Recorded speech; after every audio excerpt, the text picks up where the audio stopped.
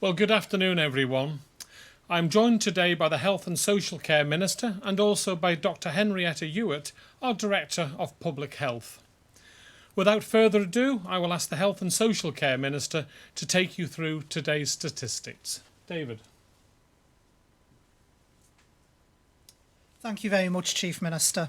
The total number of tests undertaken now stands at 2,674. Of those, we have had back and concluded 2,632. We're awaiting, therefore, results of 42 tests. The total number of confirmed cases remains the same as yesterday. There has been no return of positive results, so we remain at 307. The total presumed recovered is 221, leaving 70 active cases. It is, however, with great regret I have to announce a further death in the community, bringing our community deaths total now up to 12, with the 4 in hospital. That makes a total death toll now of COVID-19 of 16. Thank you, Chief Minister.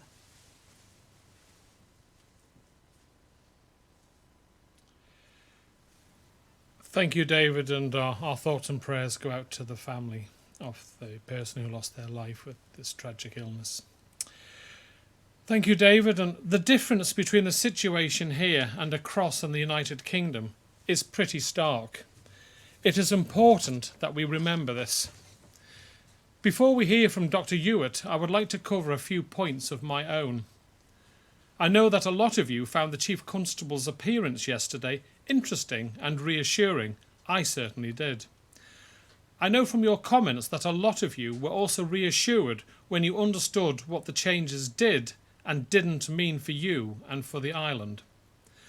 I said that I would come back to you today with this morning's meeting of the Council of Ministers with a little bit more detail on what activities people can and can't do from tomorrow. As I've said, we will be publishing guidelines on our website and on social media, but maybe I could give you some headlines. On sport and recreation, the Council of Ministers agreed that we are not ready to open sporting venues or facilities that bring together groups of people. The underlying principle of the measures we have in place is to minimise the risk of spread of the virus. The time is not right for us to open gyms, sports clubs, etc., or to allow collective sports. You can go out and exercise if you can do so whilst maintaining social distancing rules. And this is an important point, with people from your household. So that doesn't mean, say, family and friends, it means people from your household living with you. So what does this mean? Yes, you can kick a football in the park. Yes, you can walk along the promenade or through a glen. Yes, you can do your yoga on the beach, but with people from your household. We are not yet in a position where we can allow you to do this with your extended family or your friends. Now, I know not being able to meet with friends and family is tough, and I hope that we will be able to make this change before too long. But we are not ready to make that change yet. The other important principle around sport and recreation is not to burden our emergency services. Please don't do anything that could take up valuable time or bed space in our hospital. We need to trust you to make the right choices. When I listed all the things that would not be changing tomorrow, I didn't mention non-essential shops, bars, restaurants, etc. I should have. Again, we are not yet ready to reopen these. We are keeping this under regular review. Our approach is simple. Change, track, assess, and review. We will make carefully considered changes. We will track the impact they might have. We assess whether the impacts on the capacity of our health and social care and what they, if any, they are. We will review and decide if we can go further. Robust data will be incredibly important to us getting this right. The Health and Social Care Minister will be focusing on this in his briefing tomorrow alongside our experts. One of the rich streams of data that we have is from our testing and tracing. This is the responsibility of our public health colleagues. I would therefore like to hand over to our Director of Public Health, Dr. Henrietta Ewart, for an update. Over to you, Henrietta. Thank you. As the Chief Minister said, testing and tracing is going to be vital to enable us to start relaxing restrictions. It's the mechanism by which we will, as quickly as possible, identify any new cases arising, and we can then follow those cases up to find their close contacts and advise them about isolation as well, in order to contain spread beyond that new case. We have established arrangements for contact tracing already, because it's always been necessary for the sort of things we've always had to look into, such as sporadic cases of TB or episodes of food poisoning that could be linked, e.g. through a restaurant or maybe, a big gathering like a wedding. So within public health and also the environmental health officers, that ability has always existed and those professional skills have always been there. However, what's different now is the sheer order of magnitude that we may have to respond to in respect of COVID, and the fact that this is unlikely to be just very occasional and sporadic. It's going to be something that we've got to be able to keep on top of going forward, potentially in the long term. So rather than relying on our existing small teams in public health and environmental health, we are getting underway the arrangements to set up a discrete, self-contained contact tracing function, which will sit within Cabinet Office under the management of GTS, but very much with professional links and oversight into public health and also into environmental health, to make sure that all those professional disciplines are supporting the people that we'll be recruiting to act as the contact tracers. This will set up a system similar to we've seen in other countries such as Germany, Singapore and Taiwan, where contact tracing has been shown to be so valuable in keeping things under control, enabling us to identify as new cases are beginning to appear and what those patterns of spread look like. And going forward, enabling us to balance off, allowing lightening of restrictions with quick action and control if new cases are identified.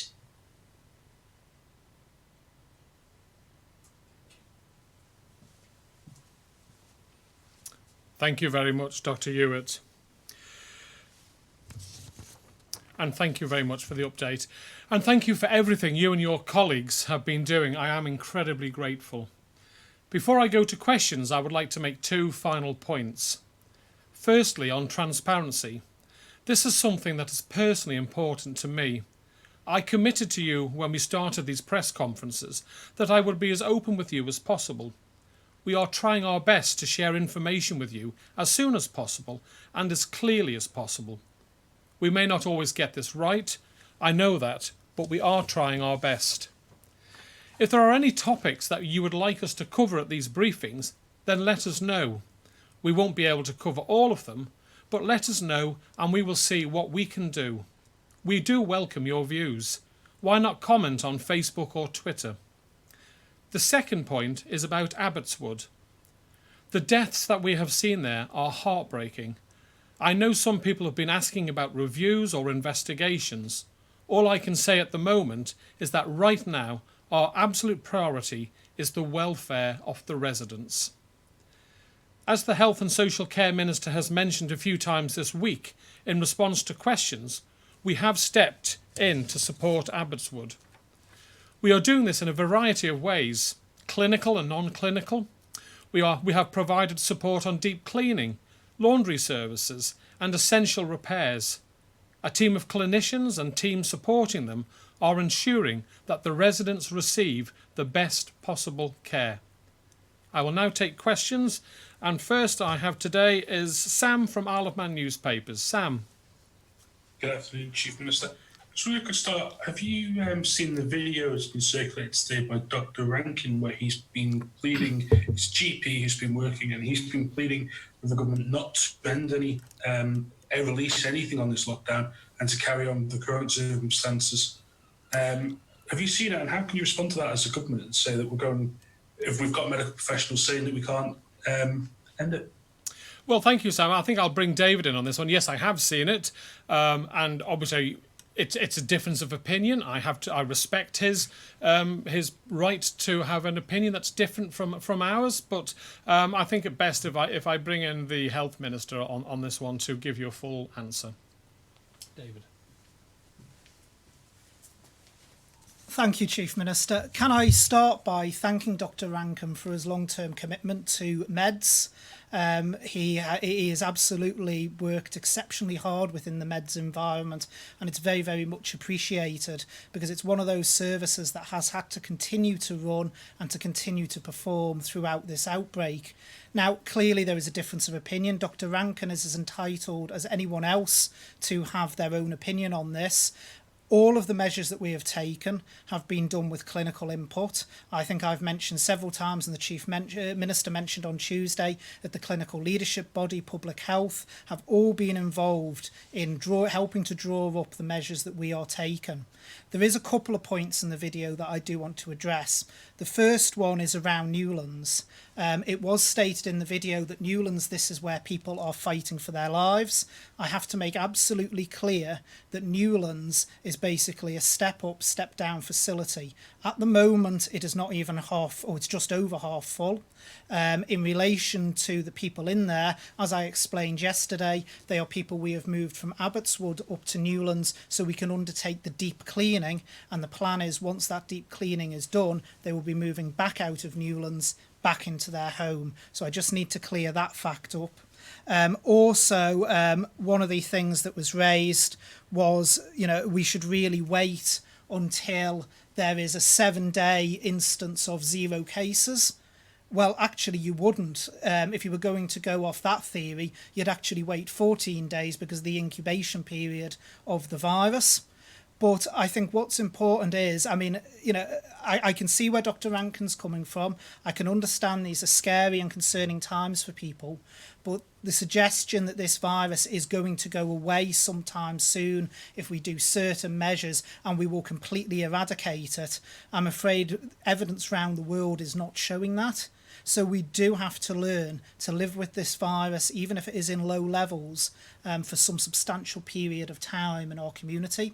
We can't stay in lockdown forever. The Chief Minister in his speech has touched on before around people with mental health problems, with domestic abuse, all things that concern all of us. And what we are doing is baby steps. We have explained all along that any decisions we make, the data takes about 8 days. And if we find in any way, shape or form it is affecting our response, then things will be reconsidered.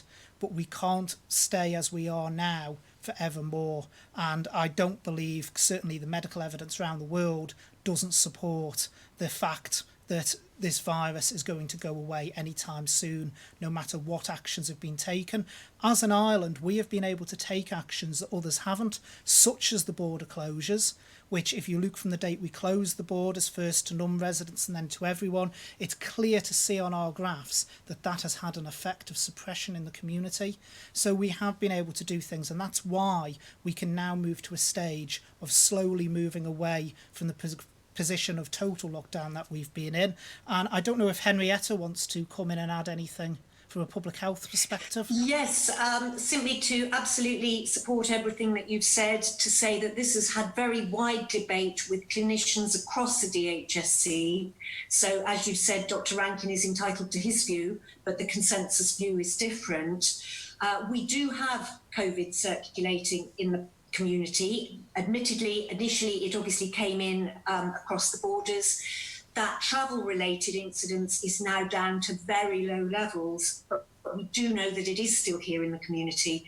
As the Minister has said, the 7 days suggested by Dr. Rankin doesn't fit with what we know about the incubation period. And we also know that there is the potential for there to be the very occasional outlier who might still be infectious 21, 28 days later. So there is no perfect golden window of time that would give you a safe place to open up again. And in any event, we have to balance that, the benefits of maintaining strict distancing and isolation against all the disbenefits to people's mental health, community resilience, the economy, and all the rest of it. Thank you, Chief Sorry, Minister. Mr. Ash, just before you go, can I just ask a clarity point? Is the death in the community another Abbotswood case? Yes, I can confirm, tragically it is. Thank you.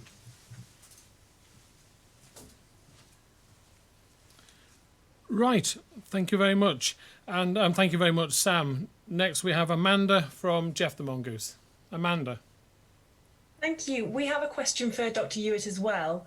I've previously asked about the antibodies from the blood of recovered coronavirus patients being used to treat those who are currently battling the illness. I wondered if you could tell us if you're hopeful about this potential treatment and if it could be rolled out on the island in future. Dr. It Hewitt. could be in the future. At the moment, it is undergoing properly designed and regulated clinical trials across. Now, we can explore, and we are doing, the possibility of actually linking as a site into that bigger trial. What would absolutely not be appropriate here is to get to the position where we give things a go because they might help, but they have not been proven. That way lies the potential for disaster and actually doing more harm than good. So there's two issues there. One is exploring whether we can become part of the UK trial, which is ongoing. And secondly, once the results from those trials, and there is now a very rigorous system in place across to do fast track trials, which get the results out as soon as possible. So we're linked into that. And as soon as these things become approved, then we would expect to roll them out here. Thank you very much. And actually another question for you. I wondered if you had personally been involved with the support strategy at Abbotswood and what recommendations you were giving there currently. We're involved at one remove in terms of providing professional health protection advice to our operational colleagues in DHSC, and we've been very happy with everything that they've done. And what advice have you given to them, sorry? Well, what advice? You'd have to ask a more specific question than that, because obviously there are various elements. For example, reinforcing the infection prevention and control measures. The responsibility for infection prevention and control actually sits within operational DHSC anyway. They have very skilled professionals that are getting out there and overseeing that, because that actually is the crux of controlling any outbreak. It's getting those prevention and control measures in place. And then that's backed up by strategies around testing and swabbing. So we now have a policy in place where an index case is identified in a residential care setting. That triggers testing for all other residents and indeed staff. That enables the identification of pre-symptomatic or asymptomatic carriers. They can then be taken out of the picture through quarantine or self-isolation, and then obviously contact tracing of their contacts can happen to again break the lines of transmission, which is what's so important in getting these things under control. Thank you very much. Thank you very much, Amanda. And now I hand over to Alex Wotton from Manx Radio. Alex, good afternoon. Good afternoon. My questions are for the Health Minister. Okay, I'll bring David in. Thank you. Good afternoon, Alex. Good afternoon. Relating to the Abbotswood care home, what measures were in place to stop the virus getting into the home to begin with, and how did it get in, do you know? So in relation to the virus entering the care home, the precautions that were taken was visiting was stopped. In precisely the same way as other homes did. There was also advice offered from DHSC around the laundry services, around the equipment that staff would require to be used. We think we are aware, but we're not sure 100% of how it came into the home, but I can't obviously comment on that at the current time. How many more residents of Abbotswood currently are diagnosed with COVID-19, and why weren't the 11 people that have died in the community taken to Nobles before their deaths? Well, firstly, the thing I need to stress is people will only be admitted to a hospital setting if the hospital setting is appropriate. So if people are declining due to COVID-19, they require hospital level intervention. Those patients who died in the community did not require hospital level intervention. Hospital level intervention would not have changed the outcome. We also have to remember that within nursing homes, and this is something that other jurisdictions have seen as well, we have a large cohort of vulnerable people who have underlying medical conditions as well. And that is where, so when the virus attacks them, it can be quite quick. So, but none of these patients reached the stage where they would have required hospital care other than the one who was already admitted to hospital. Sorry, so how many are currently diagnosed with COVID-19 in Abbotswood? So I believe the figure which I gave the other press briefing was 47. 47. Okay, thank you.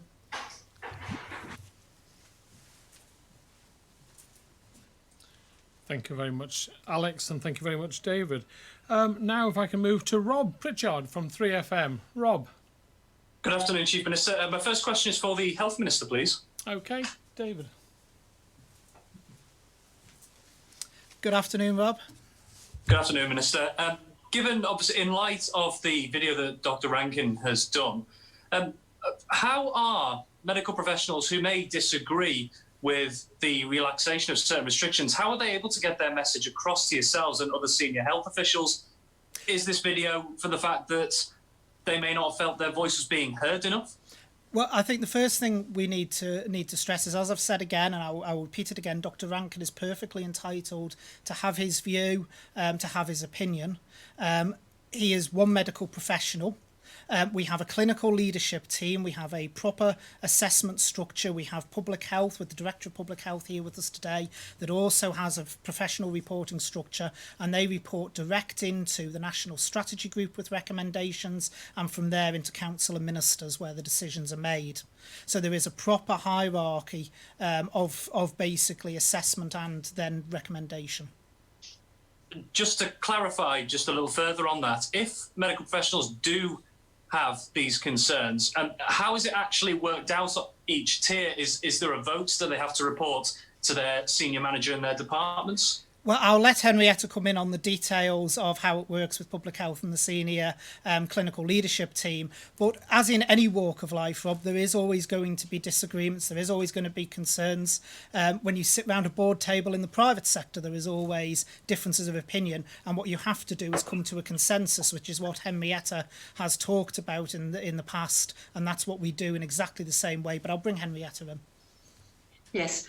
In the senior clinical and public health leadership team, it's by debate, discussion and consensus.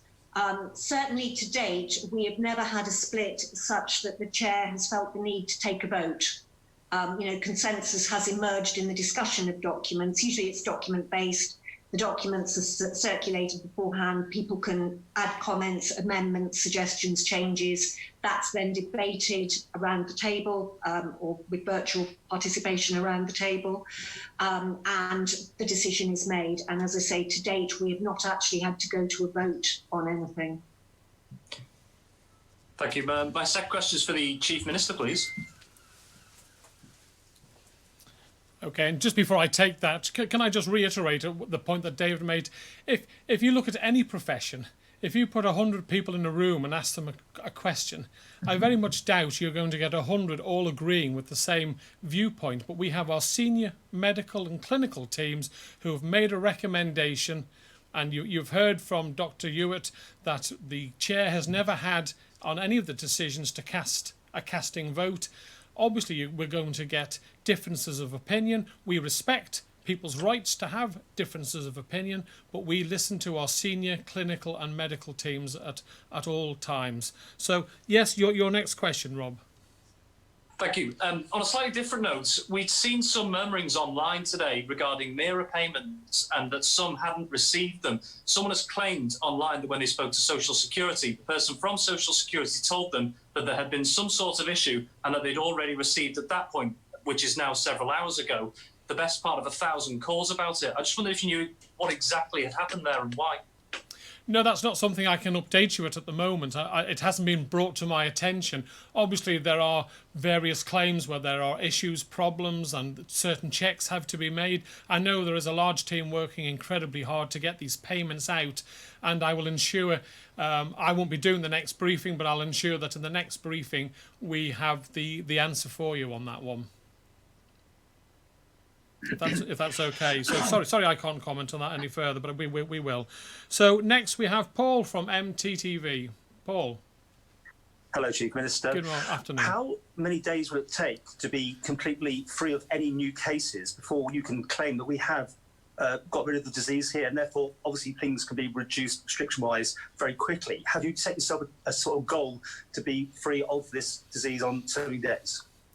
No, we haven't. We'll just keep on testing, tracing, monitoring, re-evaluating, looking at the data. I think we have to accept that the social distancing, hand washing, the 2-metre rule, that's going to go on for months, if not the rest of the year. That seems to be the general feedback from countries all over the world.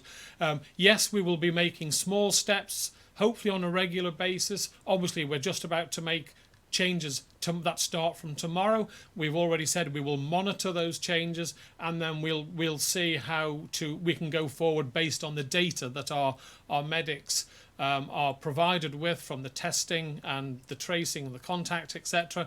So I'm afraid I don't have a crystal ball. I can't say when this is going to end. All I can say is that your government, your medics, your public health officials, and all people in the fight against this horrible virus will not give up, will not stop until it's over.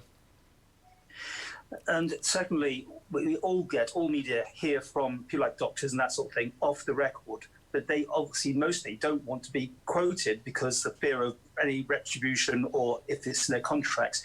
Now, the doctor's gone public today with his own video. Will he be in trouble? Will other doctors now be allowed to talk to the media if they weren't already allowed to? And will there be any retribution? Right, well, that's not for me as a politician to say. It's not my department. I don't know if David wants to come in and give any comment on that. David. Thank you very much, Chief Minister. As I've said, Paul, and I've said it twice now, Dr. Rankin is entitled to have his opinion. People are entitled to have views. They're entitled to disagree with people. I've laid out the position of government, the position of the department, and also the position and recommendations of the senior clinical leadership team and public health. We don't do retribution. I think I can't really believe you've asked that. We're not in the habit of turning on people for expressing their views. Dr. Rankin has expressed his view, and it's his personal opinion. Are they allowed to talk to the media? You haven't answered that, because clearly, usually, people don't want to talk because they fear there's a problem because they put their head above the parapet. Well, are they allowed to talk to the media? Well, that will depend upon their contractual terms, Paul. And as a politician, I'm not involved in people's individual contractual terms. So if this doctor in his contract is not allowed to, there would be repercussions, surely. You're playing down my question, I think. I'm sorry, but No, clearly... I'm not playing down your question, Paul. Obviously, people have to abide by their contracts, but you use the word retribution. And I'm sorry, I've got to be quite clear on this. We don't take retribution against people. Okay, if there's something that's a breach of contract, then that would have to be looked at. But as minister and as a politician, I am not involved in terms of staffing matters and people's contractual terms. And nor would I expect to be.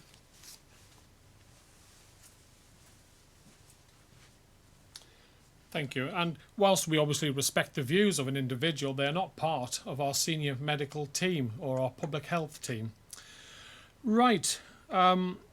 Next we have Josh from ITV. Josh, how are you? Thank you, Chief Minister. My first question is to yourself. Not all organisations that are eligible to work can work in a manner that maintains social distancing from tomorrow. I've had a man who got in touch with me to say his employees can't work in a safe way, and it's just not possible, and therefore they will not be working tomorrow. Will the government still financially aid these businesses who are eligible to work that choose not to?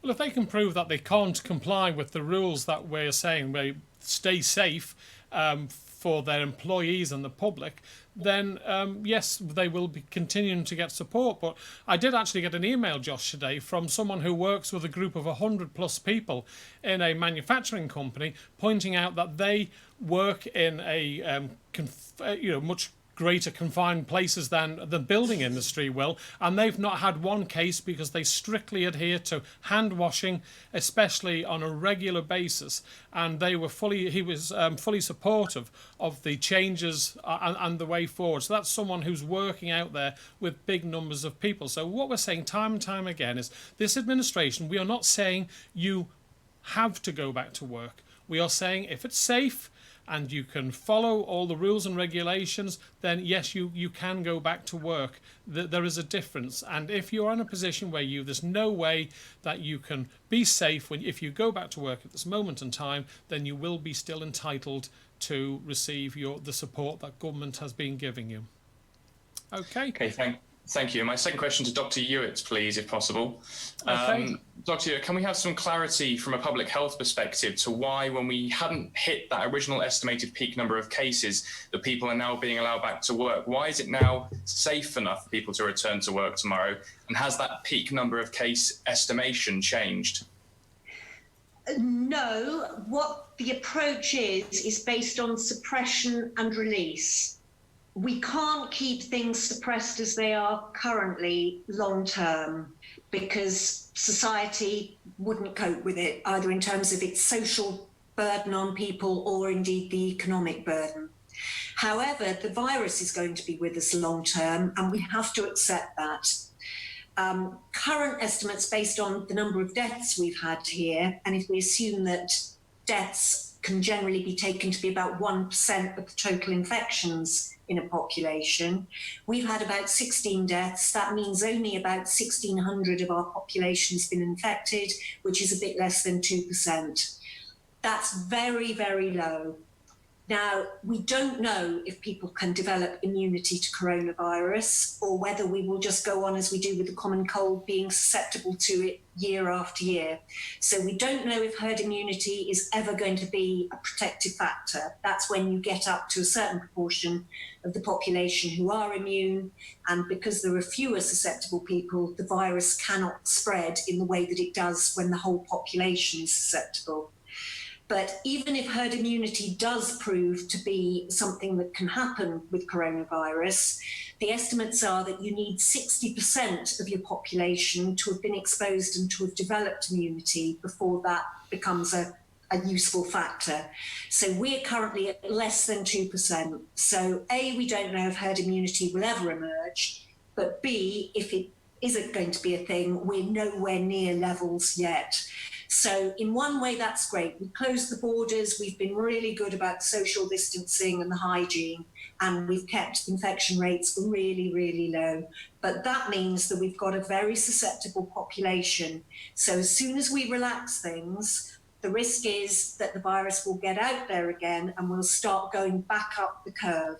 That's why we've got to have the test, trace arrangement in place to catch that quickly and suppress again on an individual case basis plus contacts, but also to monitor it to see that if the number of cases is starting to escalate and we're starting to go back up that curve, then we actually have to think about re-implementing more of the suppression measures.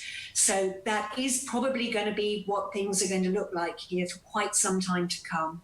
We may find that actually now we've closed the borders, we have actually suppressed thoroughly enough internally that we can let the restrictions off so long as the borders are closed. And time will tell on that. And we're going to go softly, opening the valve very, very gradually in such a way that we can reimpose measures quickly if things get out of control. But the borders are going to be key to that. And that, again, is something we're going to have to think about in the long term in terms of how that impacts on the way we can function as an island and as a society.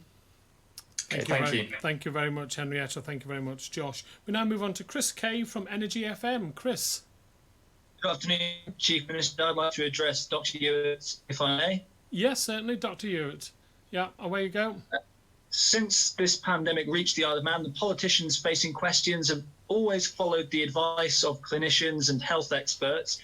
The Chief Minister said himself just before that he's listening to his senior medical and clinical teams.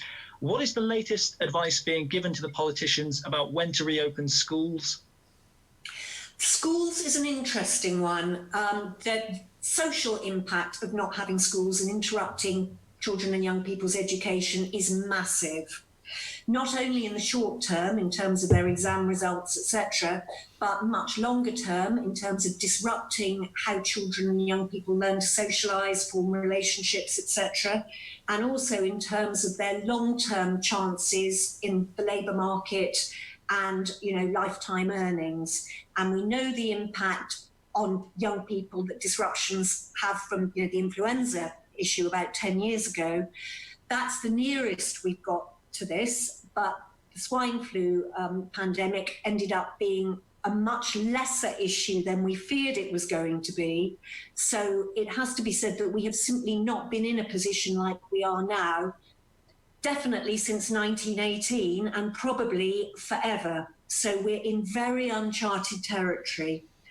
So in terms of the potential damage of foregoing education, that means there is a good reason to try and look at the possibilities of reopening schools and education sooner rather than later.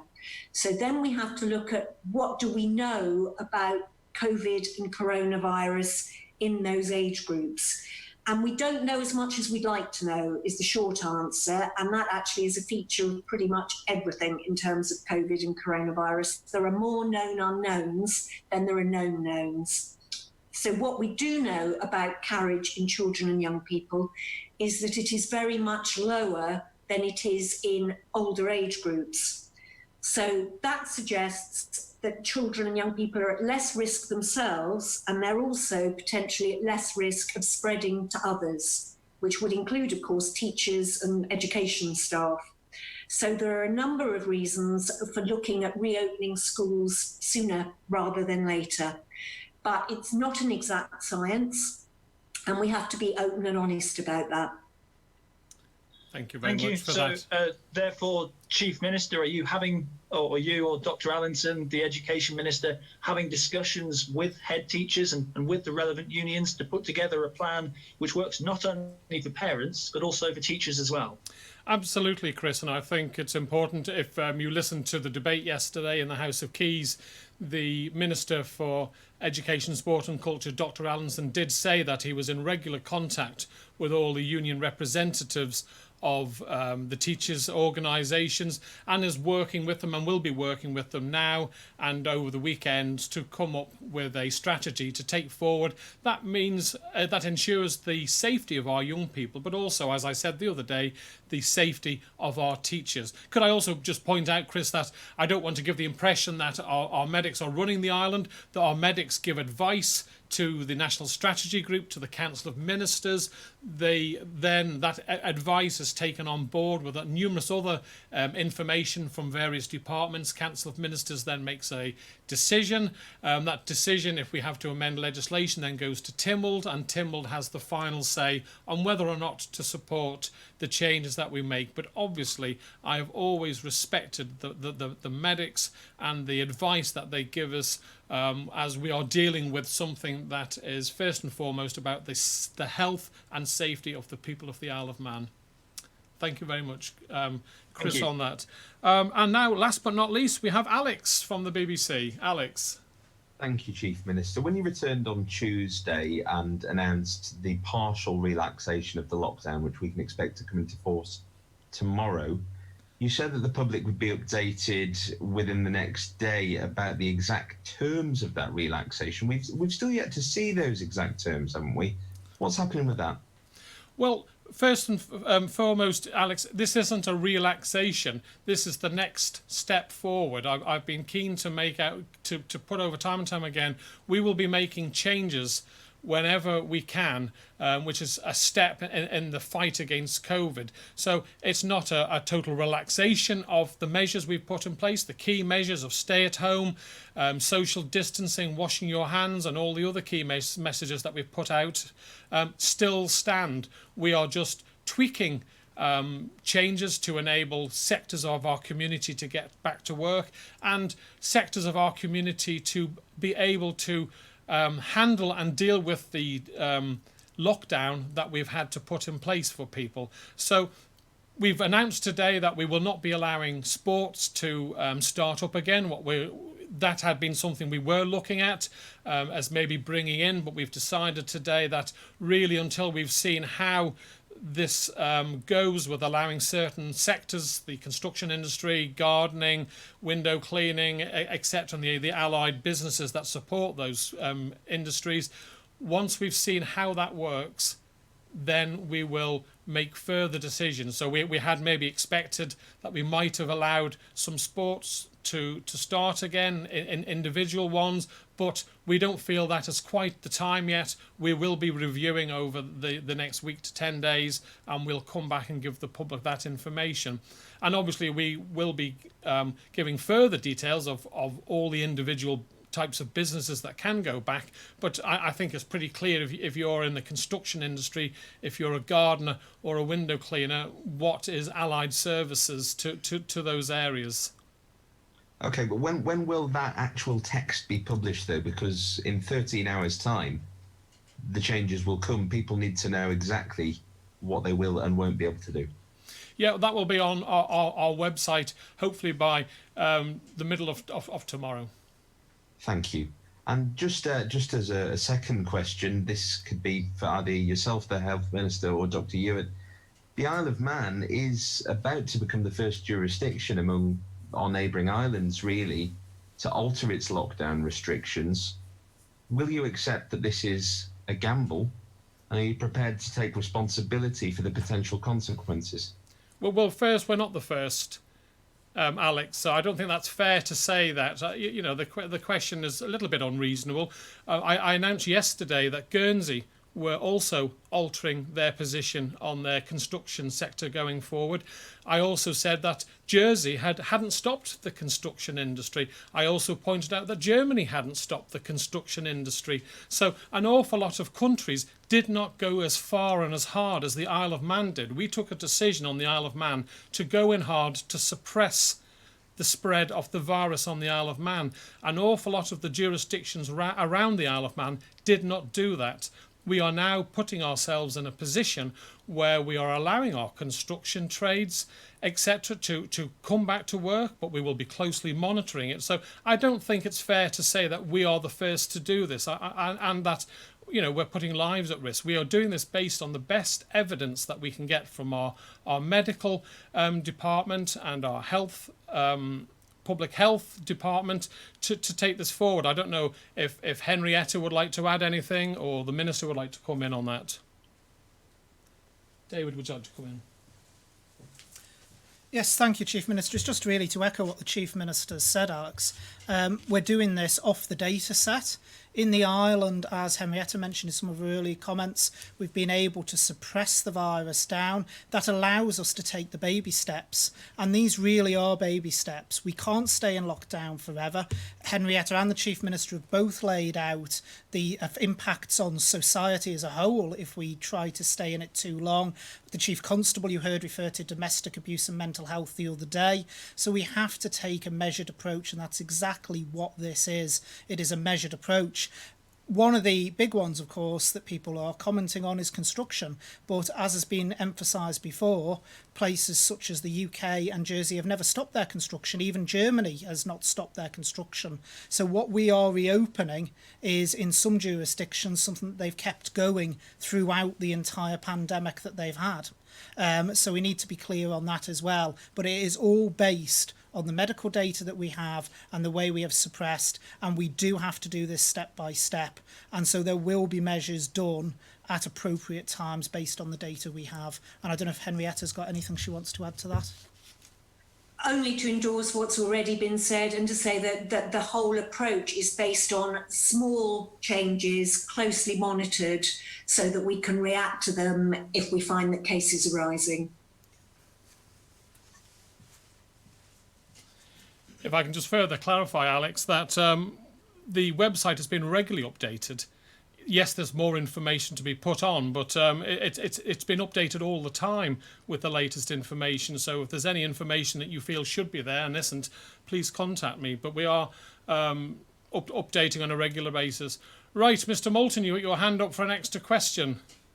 Yes, it's something we've been watching on Twitter today, this international pilot from the Isle of Man, a resident here anyway. He's been working with Singapore, bringing in vital supplies. It's been a big story, but he can't get back to the Isle of Man now. He's been refused permission to be seen as a key worker to come home. He's to say the least, not happy about that. He's written to various MHKs, and I wonder if you've got an opinion, if you've seen that story.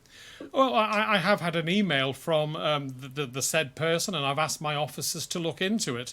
I think what's important is that the argument is at the moment in time that they are not a key worker for the people of the Isle of Man, and there are thousands of pilots working for British Airways and a number of other companies who live in the UK who can do these jobs. So we have found that the biggest way of suppressing the virus has been the lockdown of our borders. And obviously, we've said we'll look into it and we will get back to the person, but at this moment in time, those rules are there for a reason. So you'd have to do 14 days quarantine if you could get back? Yeah. Right. Amanda, I think you wanted to come in. Yes, thank you very much, Chief Minister. Earlier this week, you said that the public would be worried after seeing the coronavirus situation in the UK, but that our position in the island was much better. Would you be able to provide us with more detailed data, perhaps including data from 111 calls, giving us a new indication of where our curve could go now, telling us what our value of transmission is, and all other data sources for that matter, to give the public a better indication of where we stand? Yes, well, I'll probably bring in the Health Minister and then Henrietta for that one. But I would say that at the start of this, I remember we peaked at 800 phone calls a day to the 111 hotline virtually straight away. I think I gave the figures only a couple of days ago that we were down to about 38 calls to that site. So I don't know what the latest number of calls to the 111 site are, but that's a clear indicator. We've had, I think, 108 tests back yesterday, around 100 tests back today, so that's over 200 tests in the last 2 days, and we've had no cases, no positive cases of the coronavirus. But maybe I'll bring in the Health Minister to see if he wants to add anything to that, Amanda. David. Thank you, Chief Minister. A very timely question, Amanda, because I'm leading the press briefing tomorrow, and you'll be pleased to know it's all around data. And I will be being joined by one of our clinical modelling team as well. So you should have all of that to your heart's content tomorrow after the press briefing. Thank you very much. You can see the joys and treats you've got to look forward to tomorrow. We'll finish with Sam. Sam, Thank you, newspapers. You said about Abbotsford about at the minute, obviously the important thing is saving lives, but we may move forward into looking at what has happened there. Could we extend that perhaps? And would you consider establishing a Tynwald committee to look at the island's entire response to COVID-19?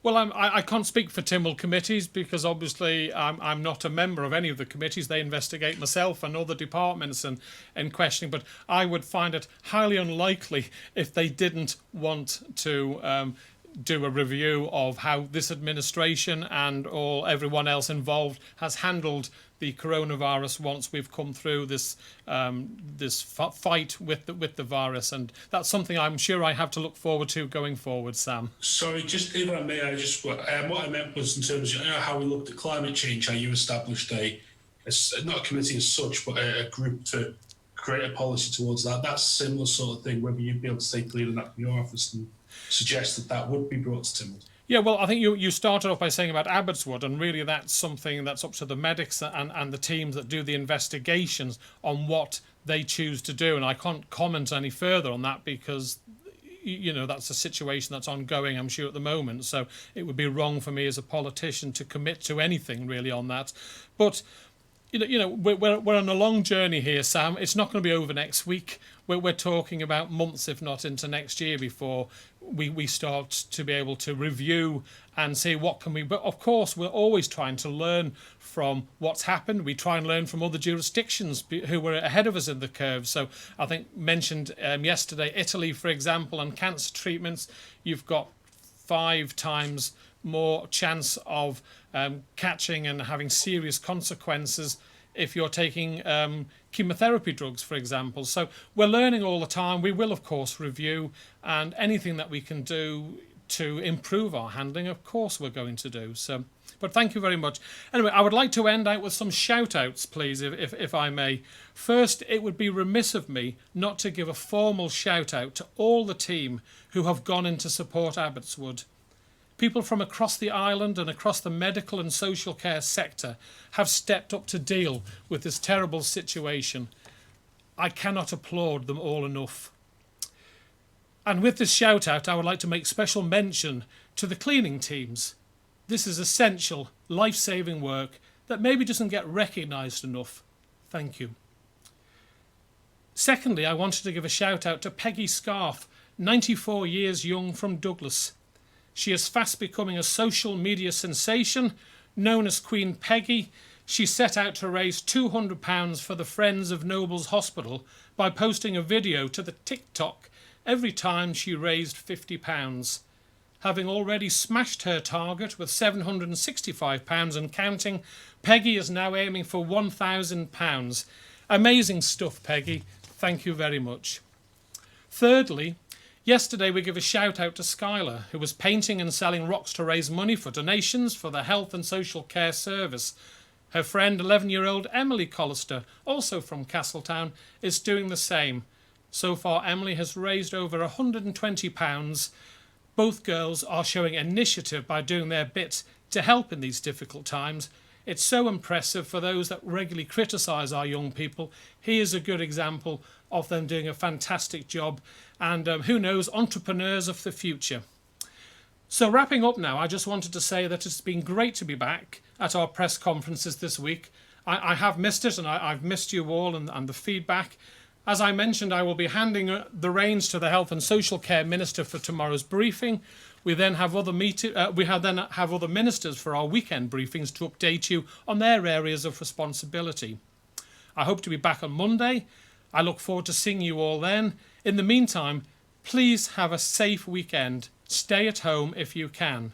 And if you do decide to go out, please make the right choices for your health, for the health of your family, and for your community. Before I go, I did want to give a plug for the Isle of Man Sports Awards. You can watch it from the comfort of your own home this evening, as the event is shown online for the first time ever.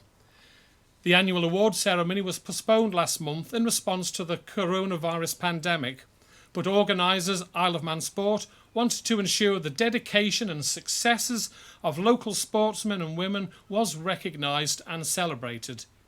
You can watch all 11 awards being made on the Isle of Man Sport YouTube channel and social media platforms starting at 7 p.m. I will leave you now with a word from some of the nominees. Remember, the safest place to be is at home. Thank you. Hi everyone, it's Mark Cavendish. It's Joseph Reed. It's Charlotte Atkinson. It's Duncan Watterson. Libby Priest here. Lisa Kenya. Anna Christian. It's Tom Gandy. Thank you to everyone working so hard to keep the island safe. I hope you're all staying positive in these difficult times. We've come so far. And we're all in this together. For your island, for your community. Stay at home. Hi everyone, Mark Christian. It's Lizzie Holland here. It's Phil Pringle. Hi, it's Erica Kelly. It's Tim Neal here. Zoe Jillings-Bryant. It's Sean Jackson. It's Tara Ferguson. I just wanted to say a big thank you to everyone helping keep the island safe. We've come so far. And we're all in this together. Your island. For your community, stay at home. Please stay at home. Thank you. Thank you. Thank you. Thank you. Thank you. Thank you. Thank you. Thank you. Thank you. Stay at home. Be safe.